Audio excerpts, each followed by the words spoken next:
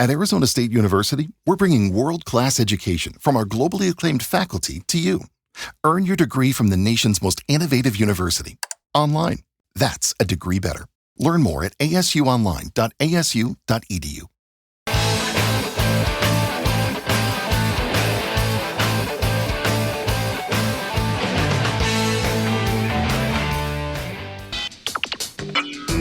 You are about to listen to the Dr. Daliah Show. Sassy, stimulating medical talk radio. Any medical advice Dr. Daliah Wax gives on her show should not be substituted for an actual visit to your medical provider. And now, here's Dr. Daliah.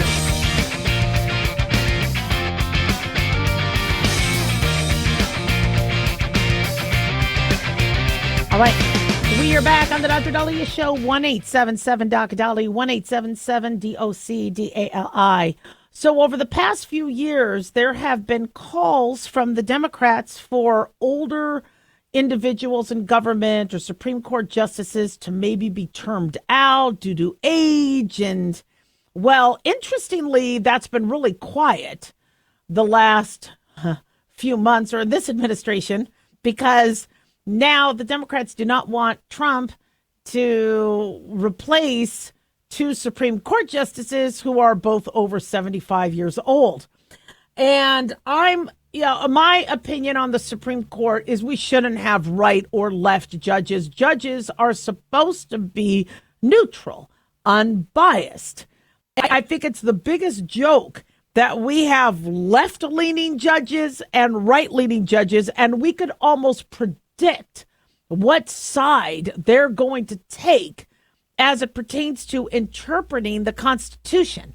I'm just blown away. And maybe it's because, people will say, well, you're a doctor. You don't understand law like lawyers do. I understand that a judge is supposed to be impartial. And if a judge is supposed to sit there impartially, and we could all predict what Ketanji Brown Jackson and Sam Alito is going to do, then where's the impartiality? I'm confused. But where it stands now, I think Clarence Thomas is 77 years old and Sam Alito is 75. And you're hearing media outlets and you're hearing people say, are they going to pull a Ginsburg? A Ginsburg, may Ruth Bader Ginsburg rest in peace, is a term being used for a Supreme Court justice who refuses to leave, even though they may be ill and may have, served their time and served with honor, but not allowing a current president the opportunity to, shall we say, appoint somebody. So with Ruth Bader Ginsburg not retiring and then becoming ill and then dying during a term that ended up being Republican, Donald Trump was able to appoint somebody in her place when the Democrats are saying we could have taken advantage of that opportunity if she would have retired early. And I am not really happy with the idea of forcing people to retire early. But where it stands and with how important the Supreme Court is, you are hearing on both sides that, if there's a Democratic president, get the older individuals to retire so he could retire somebody new that has longevity. And you're hearing that on the Republican side as well. So people have been asking, what is Clarence Thomas going to do or Sam Alito? And Clarence Thomas is, I believe, 77. I think Sam Alito is 75. No, or Clarence Thomas 76. So there's a lot of speculation. And, the Supreme Court justices, according to the Constitution, get to have lifelong appointments. And many individuals are debating that. I know the Democrats talked about packing the courts because they feel that they're going to be at a minority. Again, the Supreme Court was never supposed to be about this. You weren't supposed to have right or left. You're supposed to have impartial judges. But if they are interpreting the Constitution correctly, like I had an issue with Chief Justice John Roberts as it pertained to Obamacare. The Supreme Court had ruled that Obamacare was technically unconstitutional. But what Chief Justice Roberts did was say, but hey, if you turn this into a tax, let me proofread this for you. Let's all fix it up. If you make it a tax, then it's constitutional. My problem with the bill is even though we needed pre-existing conditions covered and physicals covered, it just threw the average neighborhood family doctor out on the streets. People's deductibles were huge. The medical debt rose. It's a mess, which is why, if the Democrats want to fix medical debt, do something about the high deductibles with Obamacare. That I think could really, really be productive. And so, Chief Justice, John Roberts, whether some people like him or hate him, he isn't always, being one side or the other. And the fact that he gave Obama a win shows, you do have some justices there that may, try to be neutral. Although I don't know how neutral that was. It was unconstitutional. And then he's like, well, let's redline it and fix it up. But I believe that you will see Clarence Thomas and Alito retire. Well, here's the thing, though. Right now, they are probably the two safest men on the planet. Because nobody on the left is going to want anything to happen to them because they will then get replaced. So people want those two to live as long as possible. But then, God forbid, what happens, in the next term. And that was also really concerning. People were saying, is Ruth Bader Ginsburg alive? Do we have proof that she's alive? Did she die days before people said? We saw her fall asleep a lot. Is she okay? Personally, I think, the Constitution allows that if somebody is not medically sound or of sound mind, they can be replaced. And I really do believe that there should be, whether it's the executive branch, the legislative branch, the judicial branch, we know that our officials are of sound mind and of good health. The problem is there's a lot of subjectivity. Who's going to be giving the test? Are they going to use deep fake? Are they, but there should be, and by the way, the medical team of the president, whether it's Biden or Trump, again, should be neutral. They shouldn't be Republican or Democrat. This is why I really have a bone to pick with Dr. O'Connor, with the exception of him having proof that Biden signed a bunch of AMA forms. Why wouldn't you do cognitive testing? Why wouldn't you do prostate screening? I'm confused because doctors are supposed to do a standard of care, and the standard of care is not right or left. But so do I think that either of them will retire? Absolutely. I do. But right now, it's just all speculation. Everybody's talking about it. Well, when should they do it? But that's what I think is going to happen. 1-877 Doc Daliah. Don't go away.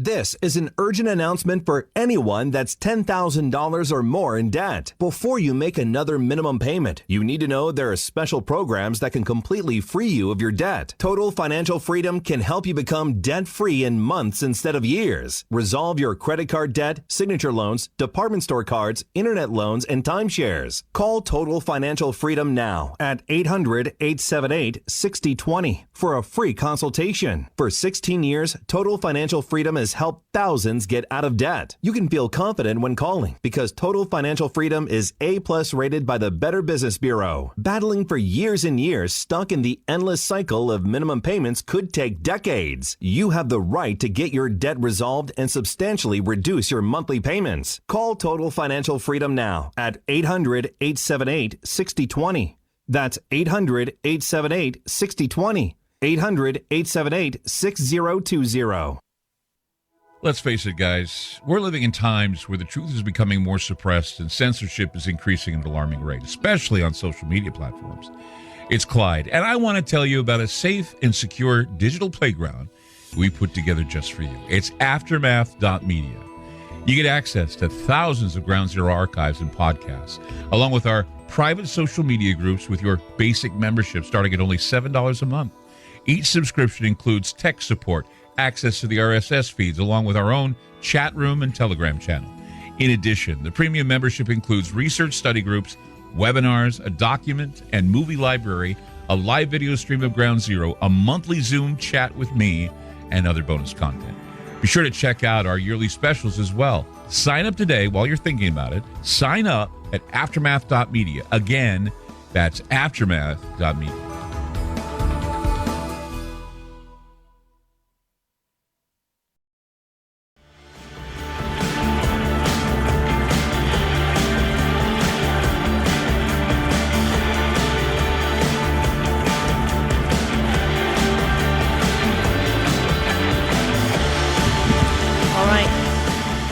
We are back on the Dr. Daliah Show. Thank you all for tuning in. 1-877-DOC-DALI, 1-877-DOC-DALI.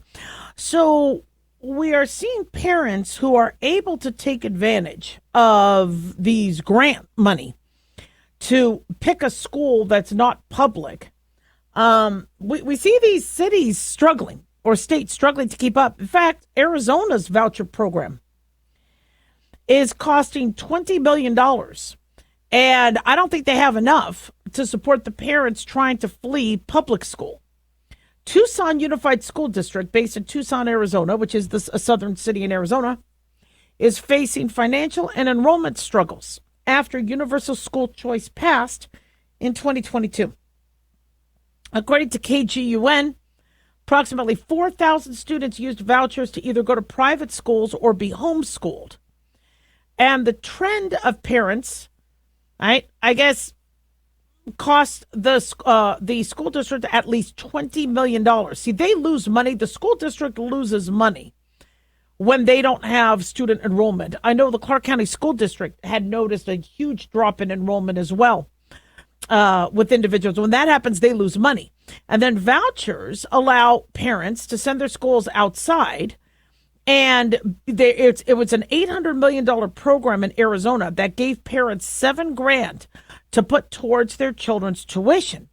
Several other states have followed. I agree with that. I think that's fantastic, because if our tax dollars are going to schools that's not teaching students, not getting them proficient, we had some students in our school district who were sitting on the floor. Because there weren't enough desks in the early part of the school year. This happened for years until finally, desks would come in 2-3 weeks. It's ridiculous. And so, the school districts are already having, from what we understand, quote, debilitating enrollment. Then it impacts teachers' pay. It impacts the money they're bringing in, because they get money depending on the number of students. And if those numbers aren't there anymore, then they have less money to hire, less money for substitutes, less money for teachers. And with the Department of Education, beginning to be dismantled by Trump, we're really going to see, it is going to be chaotic, but I am very optimistic and excited to see what's going to come out of this.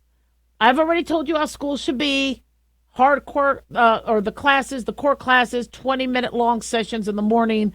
Afternoon is all practical learning about all the trades, learning about how to farm, self-defense, first aid, languages, contracting, construction work, plumbing, medicine, all that. So by the time age specific, the younger kids are going to learn something safer than the older kids. So by the time they're 16, they have an idea of what they may want to go into. And then years 17 and 18 of school, when they're 17 and 18 years old, that's their associate's degree or trade certificate training.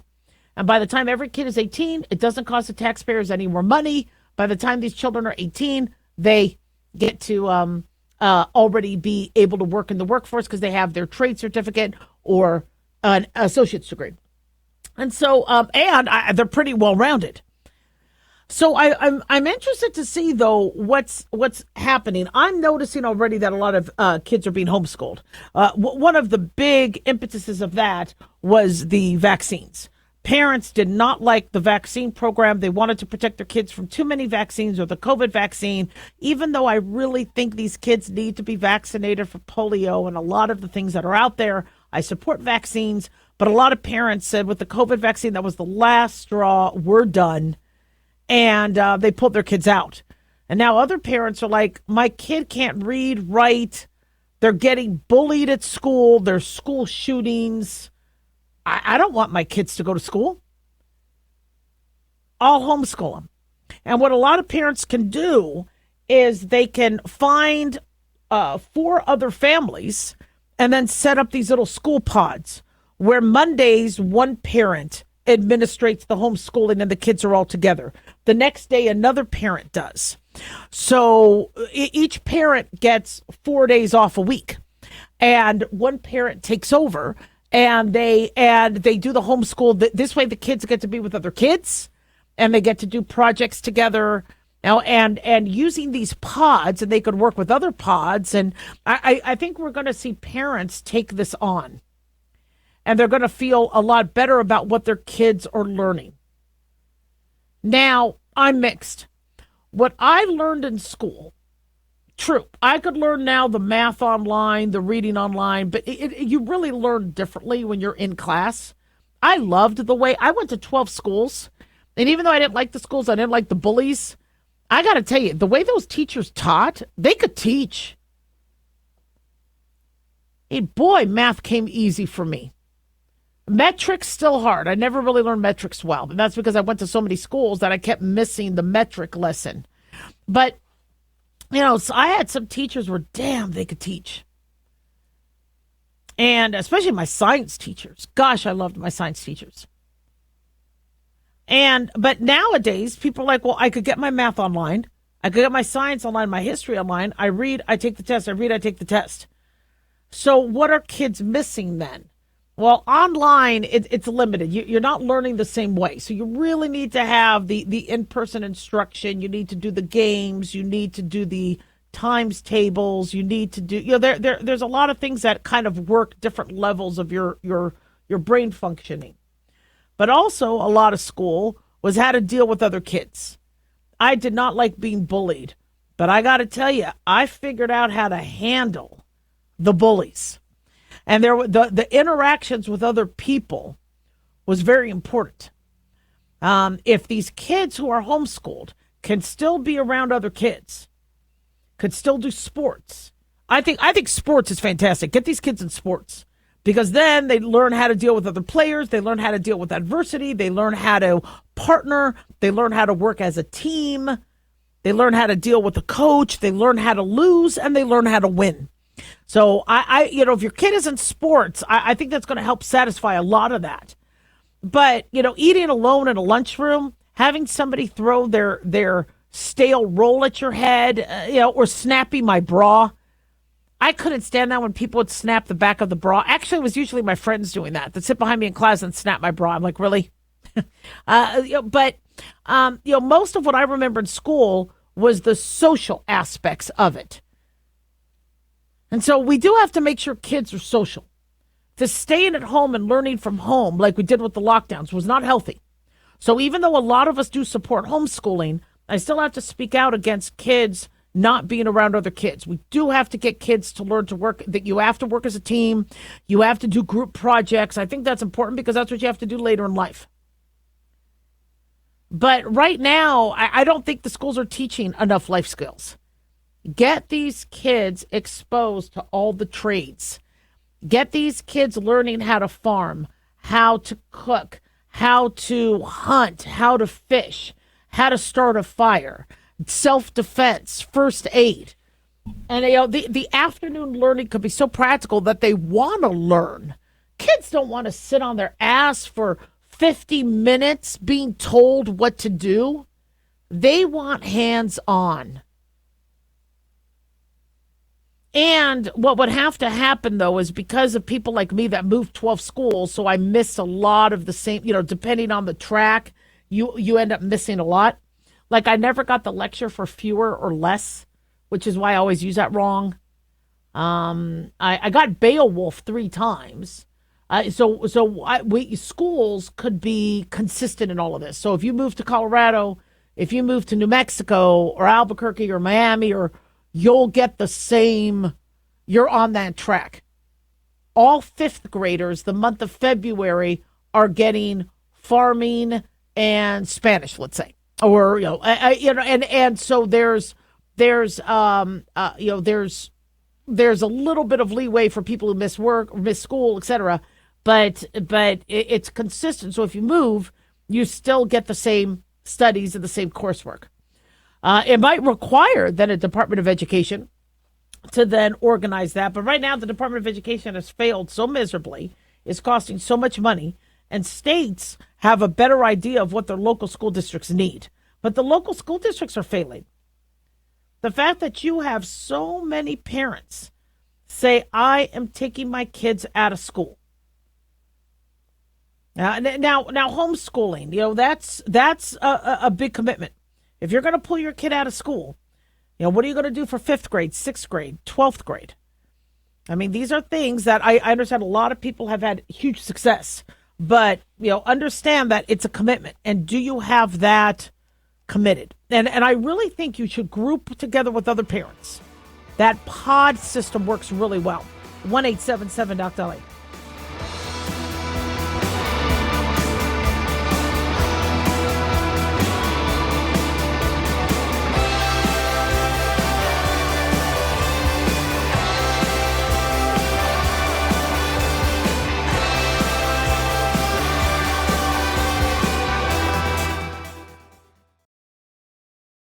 At Hot Shot Secret, we share the science behind common diesel problems and their solutions. For example, diesel fuel cetane levels. in many states, the cetane rating in diesel fuel is 42 to 45. Most diesel engines operate more efficiently with a cetane rating of 48 to 50. One treatment of Hot Shot Secret Diesel Extreme will raise your cetane 7 points, increase fuel economy, and improve cold starts. Due to a cleaner burn, there are less hydrocarbons and particulate matter in your exhaust. This reduces the blockage of your diesel particulate filter. Using Diesel Extreme generates 83% less DPF regeneration. The 6-in-1 Diesel Extreme formula also includes the most concentrated detergent on the market, lubricity enhancer, water demulsifier, rust and corrosion inhibitors, and a fuel stabilizer. Hot Shot Secret Diesel Extreme is available nationwide at truck stops, fine farm and auto stores, and online at hotshotsecret.com. Hot Shot Secret, powered by science.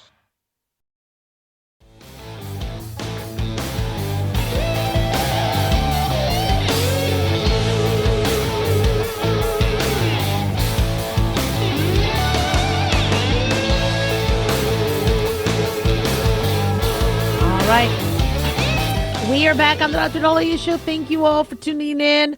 1-877-DOC-DALIAH, 1-877-DOC-DALI. So I don't know about you guys, but I'm watching, I'll stream shows and then the ad will come up, or I'll stream a movie. Actually, I was watching Father Goose. I've never seen that Cary Grant movie, Father Goose. My husband said you'll like it. It's an old movie, but it's good. That was really funny. Not very politically correct for this day and age, but gosh, that was a well done movie. I was pretty impressed with Father Goose. Anyway, but I'll stream some movies or I'll watch things, and then ads come on, or just commercials, and even on regular TV, and they're cartoons, and more cartoons, and more cartoons, and I feel like all we're watching now is AI or cartoons. Now, I understand How to Train Your Dragon was I don't know if they'd call it a cartoon. Maybe it's AI generated. I like the How to Train Your Dragon cartoon, and then they came up with like a live remake, although it looks very computer generated. And I understand that was a hit. But I think that's going to wear thin.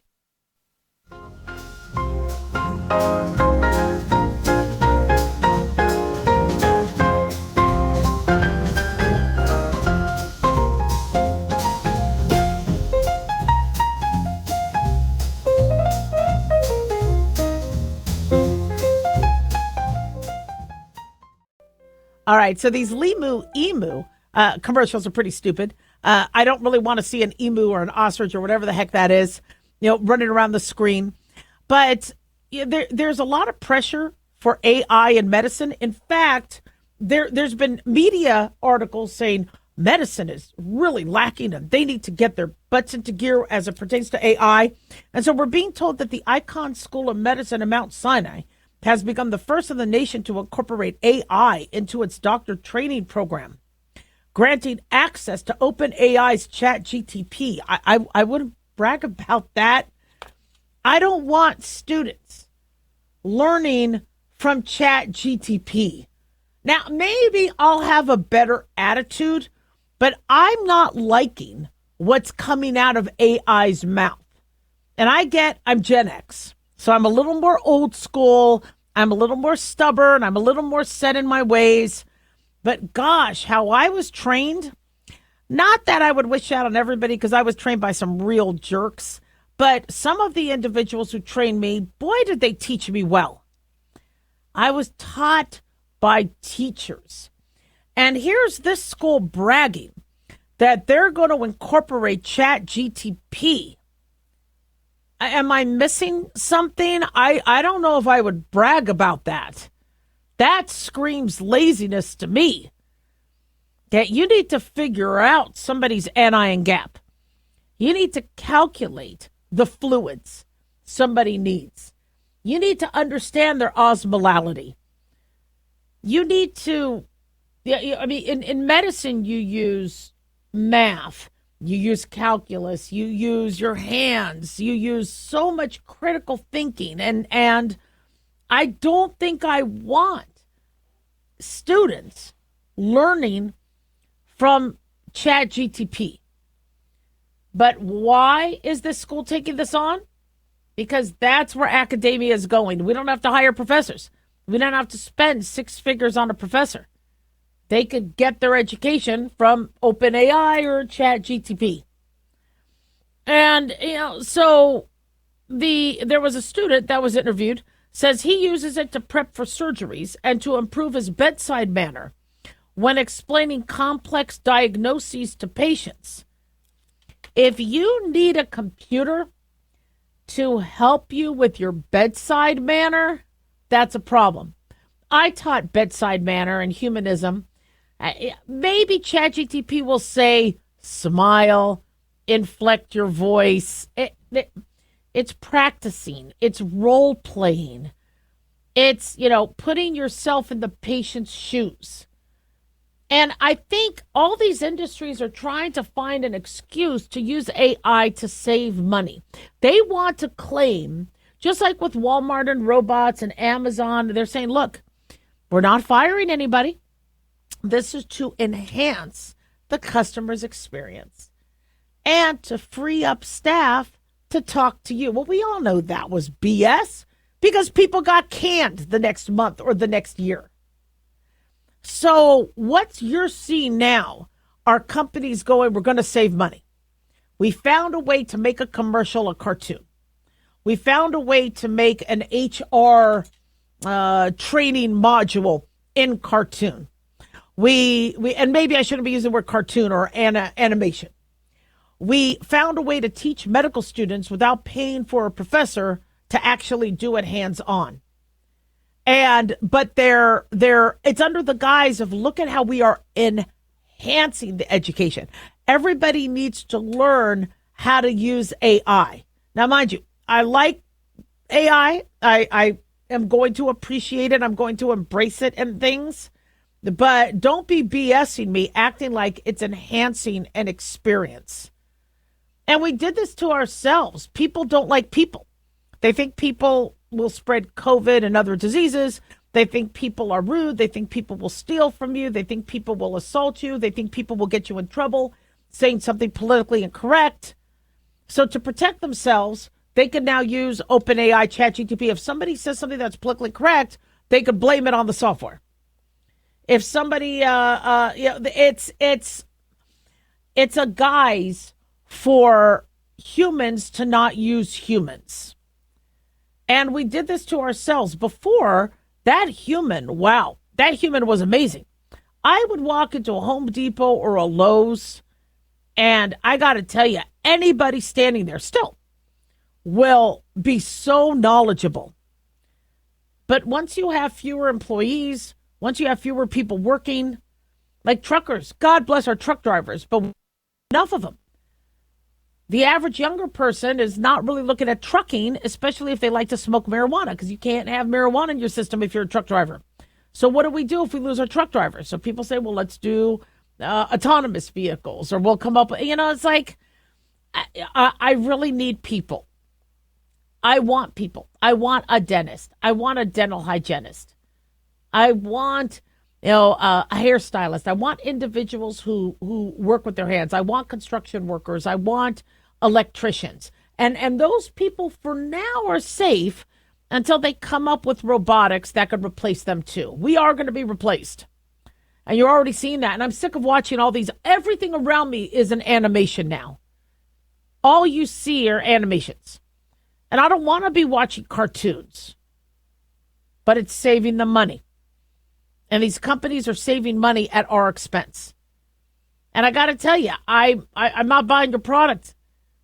And now, mind you, you do a South Park style cartoon, you got my interest. Okay, you have Ted talking to me. You might, maybe they'll have to start getting creative. But all I am seeing is that same weird kaleidoscope-eyed, wide face, peach. It's the same. I'm sure we're going to have better animation and animatronics, but it's that same. They even have movies with these AI characters. I don't know how they're even selling, but that's kind of where we are right now with all of this. 1-877-DOC-DOLLY, 1-877-DOC-DALI.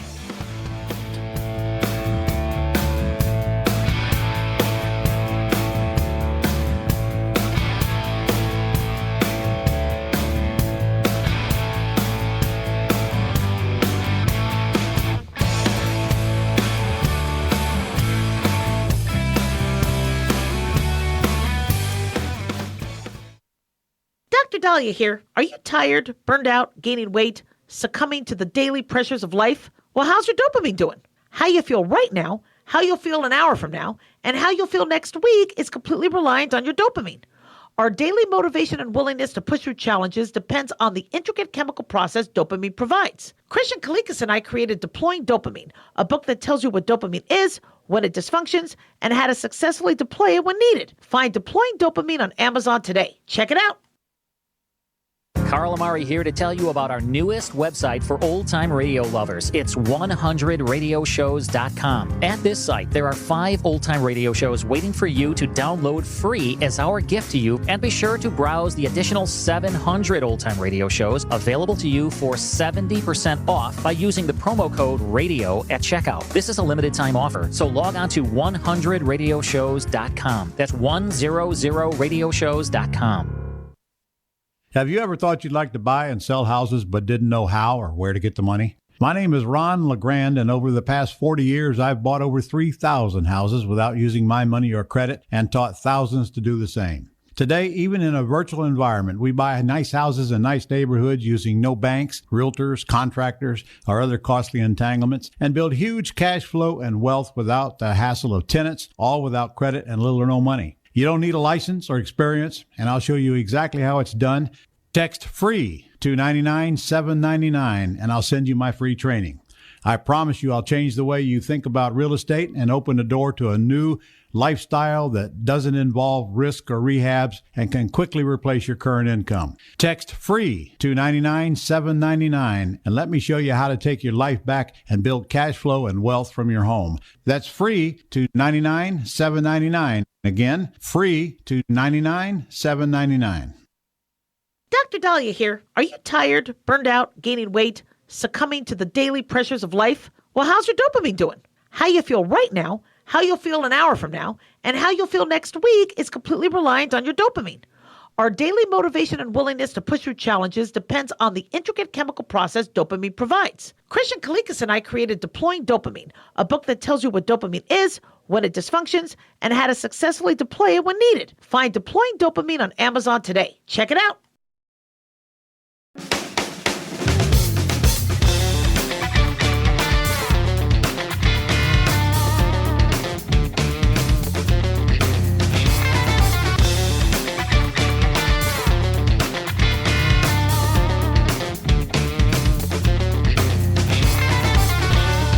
We are back on the Dr. Daliah Show. Thank you all for tuning in. 1-877-DOC-DOLLY, 1-877-DOC-DALI. So we have some breaking news and sad news. Theo from The Cosby Show, played by Malcolm Jamal Warner. Malcolm Jamal Warner has died at the age of 54. He was on a family trip and he drowned in Costa Rica. People magazine says he was swimming. He was with the family in Costa Rica and there was a drowning incident. We don't have too many details, but just tragic. He played Theo Huxtable on The Cosby Show. I loved watching The Cosby Show. I thought it was so well done, so well written. Malcolm Jamal Warner did a few other things. I think he did Malcolm and Eddie Griffin. I think there was a Malcolm and Eddie show after that. I didn't really follow his career too much. And then I believe he was on Read Between the Lines. If we get any more information, we'll keep you posted. But absolutely tragic. 1-877-DOC-DALI, 1-877-DOC-DALI. We're also being told that a Bangladesh Air Force plane, it was a training jet, crashed into a Dhaka school, killing at least 19. This happened shortly after takeoff on Monday, their time. It killed at least 19 people, including the pilot, injured more than 100. According to NPR, and according to the military and a fire official, it was a Chinese-made F-7 BGI aircraft which crashed into the campus of Milestone School and College in the Uttara neighborhood. It was during the afternoon when students were attending classes. 19 people, mostly students, died, including the pilot. Another 116 were rescued with injuries. A significant number sustained burn injuries. The government has announced a national day of mourning, and we'll keep you posted if we have any more information on that. Not an easy day. There's been, a lot of tragedy, sadly. I think we had another case where we had a car that mowed into, it was after a nightclub. And this happened, I believe, Saturday night. This was after I apologize. I'm having, my computer isn't pulling it up. But, this weekend, not very easy. A lot of shall we say, cases I apologize. I'm having, sorry, you know what my problem is I can't read and talk at the same time. So I'm getting people writing me more information and alerts. And so I apologize. That's, by the way, I am working on my ums. So I am trying to avoid my ums. So I will do better. I am working on that. But I do that when I'm trying to look at an alert and a news alert and then trying to manage what's going on. One of you had wanted me also to bring up with the FAA, Pete Buttigieg's issues. There was a news article that was talking about what Pete Buttigieg did in terms of his lack of attention to air traffic control systems. Once we started this next year in 2025, we have been plagued with a bunch of air traffic control issues and disasters, multiple plane crashes. And we're being told that former Transportation Secretary Pete Buttigieg failed to replace the outdated air traffic control systems while he was in office. Now, New York Post is saying that his agency shelled out tens of billions of dollars on DEI agendas, as opposed to updating air traffic control. In one meeting, Buttigieg told industry executives, this is allegedly, that air traffic control updates would just allow them to fly more planes, quote, and so why would that be in his interest, according to sources? So they say that he spent instead $80 billion on diversity, equity, and inclusion grants. Now, as we opened with the airplane disaster in Bangladesh and our airplane safety and our Department of Transportation safety is paramount. And Duffy had his work cut out for him. And unfortunately, he started his term with many issues that seem to be plaguing air traffic control. Whereas Pete Buttigieg started his term with multiple train derailments. And so whose fault is it? Is it the person before? Is it the person in charge? I mean, if it's your watch and you take over day one, sadly, you are in charge and you have a level of responsibility. But if you are inheriting a mess and if you are inheriting outdated rules and regulations and upgrades, we need to get our acts together. And I am very, very concerned over what I've seen. I've flown into Newark multiple times. Newark needs help. And, I love that Secretary Patrick Duffy is going to be working on that. But if it's a staffing issue, if it's a volume issue, they need to get that fixed, and they should get it fixed right away. We're also being told that a Delta plane from Minneapolis avoided a near collision with a B-52 bomber. Now, the FAA is going to investigate this incident, but another thing we've been seeing is a lot of near misses. The FAA said it's going to investigate this incident that occurred between a Delta regional jet and a B-52 aircraft. This happened on approach to Minot, North Dakota. And the Delta had to make an aggressive maneuver to avoid a mid-air collision with a B-52 bomber. According to a passenger, Monica Green, told ABC News, all of a sudden we just jerk really hard to the right. We just kept taking more turns and more turns. And he gets on the announcement and says, I'm sorry, everybody. I'll explain everything once we've landed safely. Now, the flight was operated by SkyWest, had departed from Minneapolis. Once on the ground, the pilot apologized to passengers for the abrupt move and explained the situation. He said, given his speed, I don't know how fast they were going, but they were a lot faster than us. I felt it was the safest thing to do to turn behind it. So sorry about the aggressive maneuver. It caught me by surprise. This is not normal at all. I don't know why they didn't give us a heads up because the Air Force Base does have radar. Long story short, it was not fun, but I do apologize for it and thank you for your understanding. Not a fun day at work, but well done, pilot. It was unclear how close the two jets came to each other, if a cockpit alarm was activated and warned the pilots of potential collision. Now, Minot has a Air Force base with B-52 bombers. So was it a plane hijacked? Was it? And I think all our pilots have to be aware that there could be mishaps. There could be poor communication. There could be, I mean, we trust a system that sadly we're hearing continually is outdated. And we need to get our acts together. And Patrick Duffy has now been there 6 months. It sounds like he's been making amazing progress, but why are these near-miss incidents happening? Now, it could just be these have been happening for a while, and the news is reporting it more. We might not be hearing every near-miss. I mean, if it doesn't come across my desk like I just got, I wouldn't know about it. And maybe now, because it's a Trump administration, we're hearing more of this.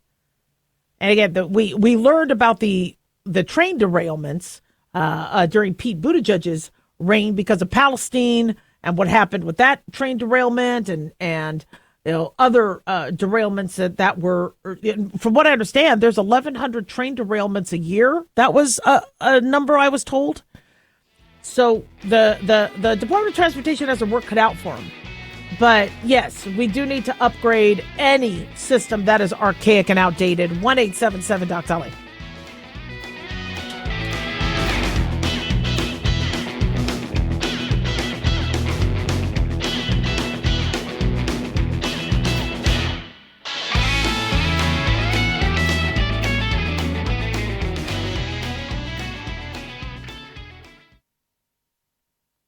Can you believe, with all the recent violent protests, looting, and destruction, some areas are considering either defunding or abolishing the police? At a time when America's neighborhoods need the protection of police the most, some elected officials would rather create more chaos by playing politics. If you're sick of elected officials caving in to demands of the radical left, you're not alone. It's time we stand up and declare our support for local police. The majority of police officers are important partners in protecting our God-given rights. If you prefer freedom over chaos, then learn how you can help protect the local police that serve your community. Call today and request your free Support Your Local Police info packet. Dial 800-JBS-USA1. That's 800 JBS USA 1. Request your free Support Your Local Police info packet by calling 800 JBS USA 1 today.